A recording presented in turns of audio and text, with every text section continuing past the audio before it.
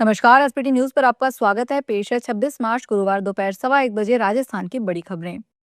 आंध्र प्रदेश के मार्कापुरम जिले में आज गुरुवार की सुबह रायवरम इलाके के पास एक तेज रफ्तार बस और बजरी ले जा रहा टिपर ट्रक के बीच आमने सामने की टक्कर हो गई। टक्कर का धमाका इतना जोरदार था कि दोनों वाहनों ने पलक झपकते ही आग पकड़ ली और कुछ ही मिनटों में पूरी बस आग के विशाल गोले में तब्दील हो गई। इस हादसे में यात्रियों को संभलने या बाहर भागने का भी जरा समय नहीं दिया। इस घटना में 13 लोगों की मौके पर झुलसने से जान चली गई।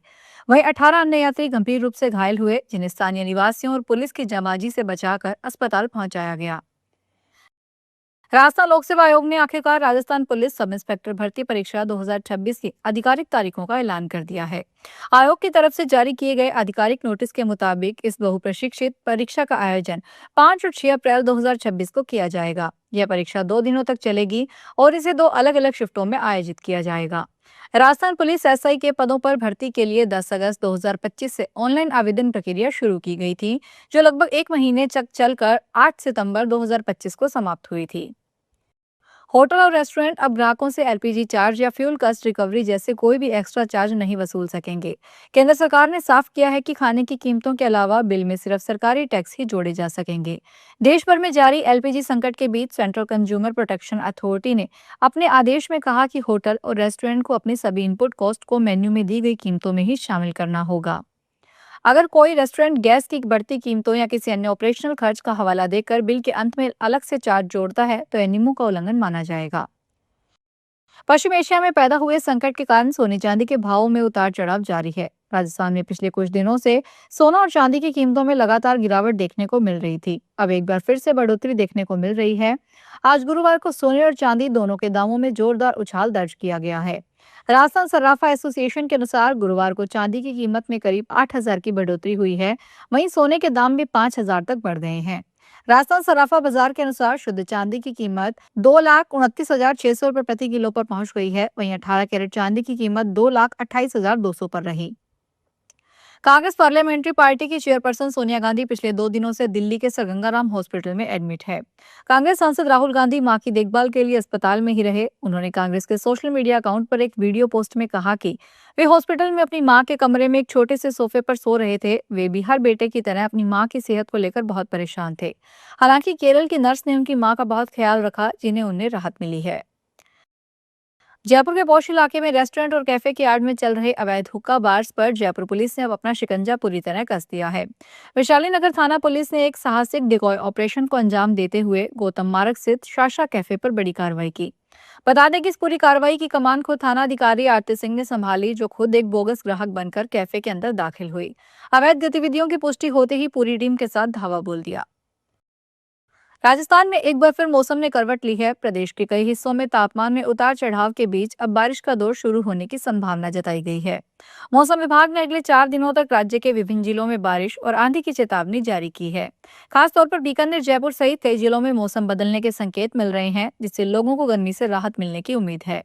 मौसम विभाग के अनुसार प्रदेश में सक्रिय हुए नए पश्चिमी विक्षोभ के कारण यह बदलाव देखने को मिल रहा है। इसके प्रभाव से राजस्थान के उत्तर पश्चिमी और पूर्वी हिस्सों में बादल छाने लगे हैं और कई जगहों पर हल्की बारिश भी दर्ज की गई है। राजस्थान के कई जिलों में बेमौसम बारिश और तेज आंधी से रबी की फसलों को भारी नुकसान हुआ है। जीरा, इसबगोल, रायडा और अरंडी जैसी प्रमुख फसलें सर्वाधिक प्रभावित हुई है। खेतों में खड़ी और कटाई के बाद पड़ी फसलें खराब होने से किसानों की चिंता बढ़ गई है। कई स्थानों पर तेज हवा के कारण फसली खड़ी गिर गई। वहीं कटाई के बाद खेतों में रखी उपज बारिश में भीगकर खराब होने लगी है। किसानों ने प्रशासन और राज्य सरकार से तुरंत राहत की मांग की है। सीकर के हर्ष पर्वत पर गाड़ियों का स्टंट करते हुए और गाड़ियों को दौड़ाने का वीडियो शेयर हो रहा है। वीडियो सामने आने के बाद पुलिस ने गाड़ियों को जब्त कर लिया। इनके खिलाफ एमबी एक्ट के तहत कार्रवाई की गई है। आगे भी इस तरह की कार्रवाई जारी रहेगी। सदर थाना एसएचओ इंद्राज मरोड़िया के अनुसार सोमवार को सोशल मीडिया पर एक वीडियो सामने आया। वीडियो में कई गाड़ियां स्टंट करती हुई नजर आ रही थी। ऐसे में गाड़ियों के नंबर के आधार पर करीब आधा दर्जन गाड़ियों को एमवी एक्ट में जब्त किया गया है। उदयपुर के नगर निगम की टीमें यूडी टैक्स जमा नहीं करवाने वालों के खिलाफ लगातार कार्रवाई के मूड में है। टीम ने आज गुरुवार सुबह 6 बजे शहर के 2 बड़े और प्रतिष्ठित कॉलेज परिसर में पहुंचकर कार्रवाई की। पहली कार्रवाई बीएन यूनिवर्सिटी और दूसरी कार्रवाई आरएमबी के महिला कॉलेज में हुई। हालांकि कॉलेज में एग्जाम को देखते हुए यह कार्रवाई कॉलेज के मेन गेट पर नहीं करते हुए रजिस्ट्रार ऑफिस पर की गई। दोनों कॉलेज के रजिस्ट्रार ऑफिस को सीज किया गया। महानिगम की टीम ने नोटिस चस्पा किए हैं। इस कार्रवाई से कॉलेज के शैक्षणिक कार्य या एग्जाम पर कोई प्रभाव नहीं पड़ेगा। अलवर के केंद्रीय कारागृह में सुरक्षा व्यवस्था पर सवाल खड़े करने का मामला सामने आया है। बुधवार देर रात करीब 1:30 से 2 बजे के बीच में वार्ड नंबर 1 में अचानक किसी वस्तु के गिरने की आवाज सुनाई दी।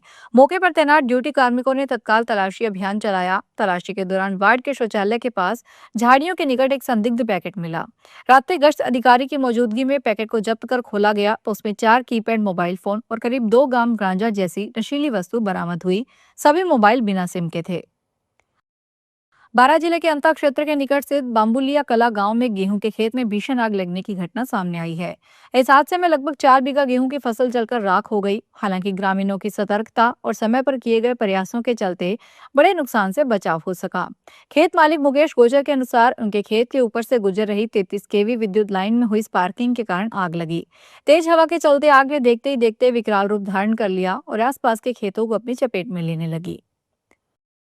हरिद्वार के जनजीतपुर क्षेत्र में जंगली हाथी फिर घुस आया। देर रात बालाजी एन्क्लेव में हाथी के आने से अफरा तफरी मच गई।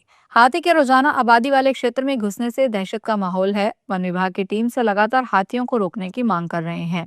हाथियों की समस्या का स्थायी समाधान निकालने में वन प्रभाग नाकाम साबित हो रहा है।